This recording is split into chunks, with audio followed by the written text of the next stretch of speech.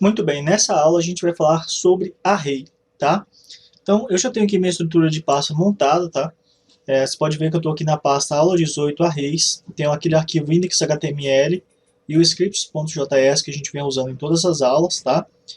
Já tenho os dois arquivos abertos aqui e o script.js está limpo, ok? Você pode perceber que aqui eu também estou na pasta aula 18 arrays, utilizando o Conemu, tá? Então aqui agora eu vou startar o meu servidor estático. Bom, você pode ver que agora ele já executou e está rodando aqui o index.html. Então, nesse momento, eu posso inspecionar, colocar aqui o Google Developer Tools aqui, né, para rodar e aqui exibir o console, olha só. Então, você vê que nenhum erro foi gerado, tá? Tá tudo ok, eu posso iniciar falando sobre arrays. A primeira coisa que eu vou falar para você é que arrays também são objetos JavaScript, tá? E a gente vai falar um pouquinho sobre isso agora. E na sequência a gente vai falar sobre os métodos básicos dispostos pelo JavaScript para que você consiga trabalhar com arrays nessa linguagem, tá? Então vamos lá. Bom, por que um array é também um objeto? Bom, primeiro nós vamos ter aqui um array de carro. E aí vai ter três carros, tá? Vai ter o Vectra, vai ter o Gol e vai ter um Sentra. Olha só. Se eu der um console.log aqui, console.log, carros. E aí eu vou mudar aqui para o singular, né? Porque eu acabei colocando, aliás, mudar para o plural que eu deixei no singular. Ao atualizar isso aqui, olha só, tem lá um array. Vectra, Gol, Sentra, certo? E agora se eu vier aqui, ó, e colocar um ponto pop, por exemplo, olha lá. Aliás, eu posso pegar isso daqui, ó, passar aqui acima e aqui remover o ponto pop, tá? Veja qual vai ser o resultado. Vou atualizar, tem 3 itens agora. Opa, só tem 2 itens, tá? Mas o foco não é isso. O foco é que eu tenho um array. E esse array ele tem métodos, o que significa que ele é um objeto, tá? Então, todavia, sempre que, por meio de uma variável, como a gente está fazendo aqui, a gente conseguir acessar métodos, significa que a gente tem um objeto, tá? E é o caso que ocorre aqui nesse exato momento, certo? Tendo entendido isso, a gente vai começar a falar sobre os métodos de um array, tá? E os tipos de array que existem. Então a gente já utilizou um dos métodos, né, do array, tá? Que é o pop. E aí você pode estar percebendo aqui que o último item do array sumiu, tá? Então a gente tem aqui, ó, o Sentra que desapareceu, tá? Os arrays, eles recebem índices, tá? Índices numéricos.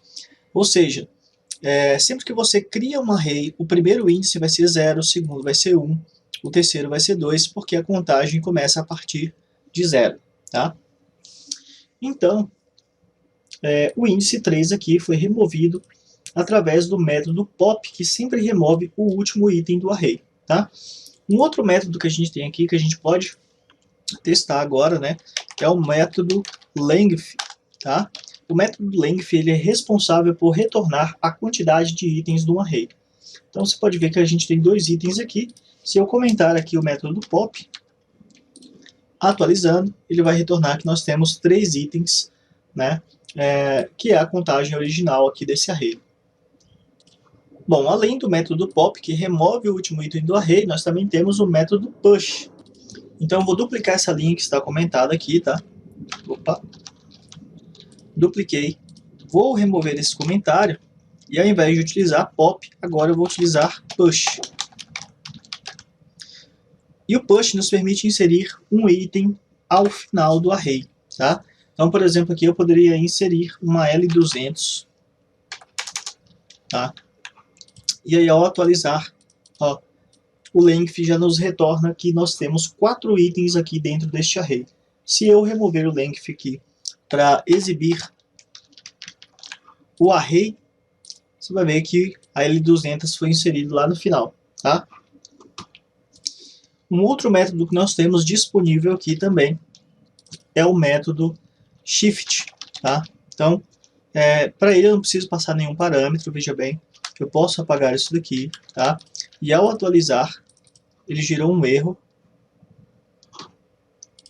por conta da digitação que foi feita incorreta, né? Então, eu preciso colocar aqui o H, shift, tá? Ao atualizar agora, você percebe que só temos 3 itens novamente. E se a gente fizer a comparação aqui do Vectra, Go, Centra e L200, que é o último, tá? A gente vê que o Vectra foi removido, tá? Então o método Shift ele remove o primeiro item do array, enquanto que o método Pop remove o último item do array. E o método Push adiciona um item a mais ao final do array. Outro método também disponível, que é bem parecido aqui, né? No caso, é o Unshift, tá? Então eu só preciso colocar o N aqui no início, ó, Unshift, e aí este espera receber um parâmetro, tá? Então nesse caso aqui, eu vou inserir o uno, tá? E o que ele vai fazer é acrescentar um item no início do array. Então veja que antes nós tínhamos Vectra, tá? O Vectra foi removido através do método Shift, que remove o primeiro item do array, né? Nós tínhamos aqui o Centra, que foi removido por ser o último item do array através do Pop, tá? Se eu colocar aqui o Pop para funcionar novamente, olha só. Na sequência, a gente utilizou o Unshift para poder adicionar o uno aqui no início do array e fizemos um console.log para exibir esse resultado, tá? Então esses são os 4 métodos básicos que nós temos aqui para inserir e remover itens no array. Pop removendo o último, Push adicionando na última posição do array, Shift removendo na primeira posição do array e Unshift adicionando na primeira posição do array. Aí você pode me perguntar então assim, Rodrigo, mas eu tenho como adicionar e remover no início, adicionar e remover no final, mas se eu quisesse, por exemplo, remover o Go aqui, que está na segunda posição do array, com o índice 1, o que eu poderia fazer? E nesse caso, você poderia utilizar, por exemplo, o Splice, tá? O Splice é um método que você pode utilizar para resolver esse tipo de problema. E para fazer isso, então, eu vou vir aqui, ó, e aí eu vou falar aqui var carros, tá? Vai ser igual a carros.splice. E aí o splice espera receber 2 parâmetros, ok? E o primeiro parâmetro é a posição, tá? A posição que você vai atacar no array, tá? Então no caso aqui o Go é a posição 1, né? Então 0, 1, tá? Então eu passo aqui que é 1, ok? E o segundo parâmetro é a quantidade de elementos que você vai alterar a partir dessa posição.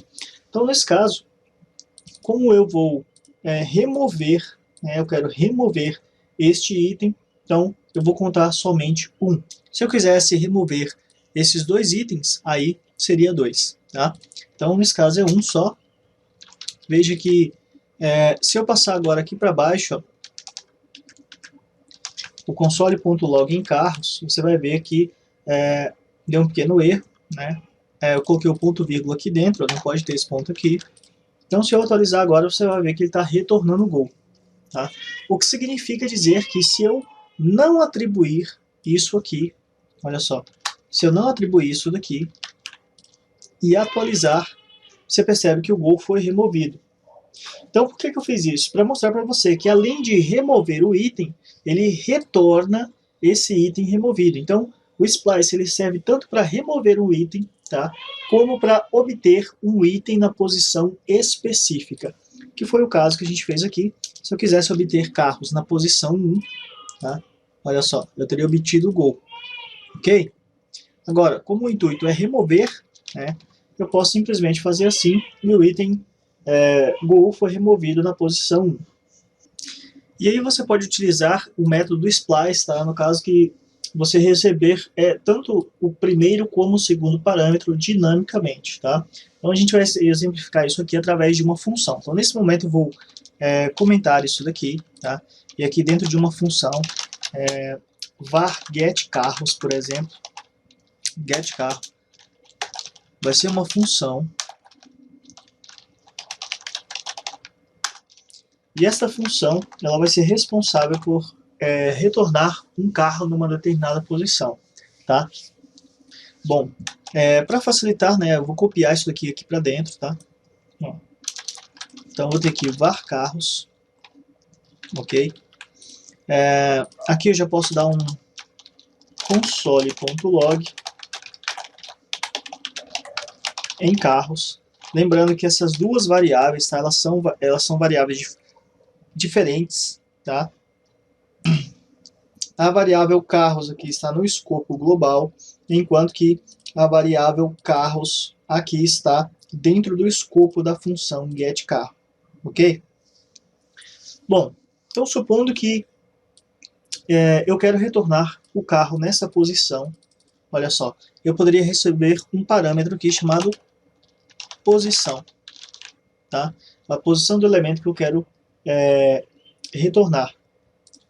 Aqui eu também poderia informar a quantidade de elementos, tá? Então, eu poderia passar um parâmetro QTD aqui, por exemplo, que seria a quantidade. E aqui eu dou um return, ó. Return, né? Em carros.splice. Olha só. E aí eu pego esses dois parâmetros aqui, ó, e passo aqui dentro. Veja bem. Então, eu vou retornar, a partir da posição especificada, uma determinada quantidade de elementos, né? Vou comentar isso daqui agora. O intuito era testar antes, mas eu já fiz direto. Então, vou colocar aqui que var novos carros é igual get carro. E aí eu quero retornar, a partir da posição 1, um elemento, tá? Agora sim, aqui no final, eu vou dar um console.log em novos carros. Olha lá. Você vai perceber que ao atualizar, eu tenho lá o Gol, tá? Se eu passar aqui, por exemplo, que eu quero 2 itens, veja bem que ele vai me retornar 2 itens, tá vendo? Tá? Então o Splice ele pode ser bem útil nesse cenário onde você precisa obter dinamicamente, tá? O índice dos elementos que você precisa dentro de um array.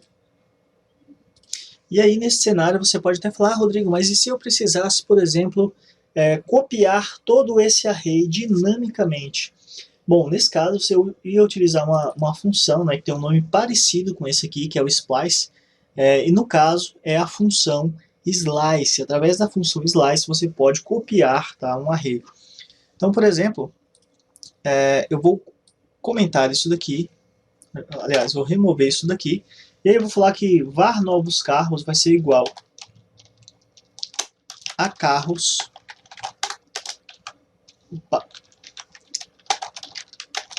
carros.slice, tá? Olha só, carros.slice. Vou dar um console.log aqui em novos carros. Ao atualizar, veja que nós estamos obtendo aqui Uno e L200, tá? Se eu comentar tudo isso daqui e também isso daqui, eu vou ter o meu array original. Então, ao atualizar, eu tenho o array original sendo copiado, tá? Aí você me pergunta, e por que antes ele não mostrou os mesmos resultados originais? A resposta é bem simples, tá? Veja que aqui nós estamos modificando, através de diversos métodos do array, o array original, tá? Então, o que ele copia, tá, é o último resultado das modificações realizadas nesse array. Então, por isso, nesse caso, ele está exibindo aqui somente o Uno e o L200, ok? Muito legal. E aí você pode me falar assim, Rodrigo, mas sempre que eu quiser acessar um array, então, eu só posso fazer isso através dos métodos?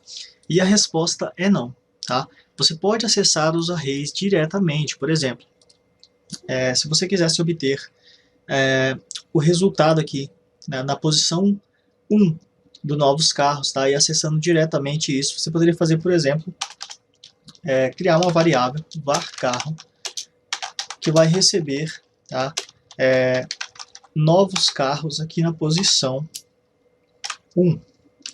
Veja bem, tá? Novos carros é um array. E na posição 1 a gente vê que tem o L200 aqui.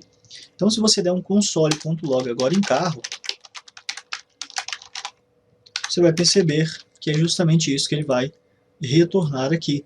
A gente obteve, né, o resultado que está sendo armazenado nesse índice 1 do array novos carros. Tudo bem? Agora, por exemplo, se você quer percorrer um array, tá, executando algum tipo de operação nos valores armazenados em cada índice do array, nós poderíamos, por exemplo, utilizar o foreach. Tá? Então, a gente poderia fazer algo assim, ó, vou utilizar aqui a novos carros, tá, como exemplo. Então, novos carros ponto foreach, que é um laço de iteração, tá? E aí a gente pode executar uma operação através do foreach. Então, como uma função, tá? A gente passando uma função aqui, ó, essa função pode receber dois parâmetros, tá? O primeiro parâmetro, por exemplo, pode ser o item, né, que é o valor do array, tá? E o segundo parâmetro, o índice em que esse valor se encontra, tá? Então, ao fazer aqui, por exemplo, console.log item, olha só, ele vai percorrer o array e como você pode ver que ele está informando para a gente, ó, o valor armazenado em cada índice do array. Se eu passar aqui agora o índice, olha lá, o 1 está no índice 0, o L200 no índice 1. Aí você fala, mas eu queria inverter isso, eu quero mostrar primeiro o índice e depois o valor armazenado nele. Bom, então basta inverter aqui as variáveis que a gente criou. Uma vez que o primeiro item é o valor armazenado no índice do array, tá? A gente mostra então primeiro o index e depois o item. Olha só. E aí ao fazer isso a gente vai ter aqui o valor, aliás o índice, né? E o valor, que é uma string armazenada aqui no índice 0. O índice 1 e o valor, que é uma string armazenada no índice 1. Então vocês já conhecem aqui todos os métodos básicos, tá, que você pode utilizar para trabalhar com arrays, tá? Você conhece já como fazer uma busca dinâmica por determinados elementos dentro de um array. Então a gente vai seguir avançando, tá? E na próxima aula a gente vem aí falando um pouco mais sobre array, onde a gente vai utilizar outros métodos um pouco mais avançados e fazer uma comparação mais direta com objetos. Tudo bem? Então eu finalizo essa aula por aqui e te vejo na próxima. Forte abraço e até breve.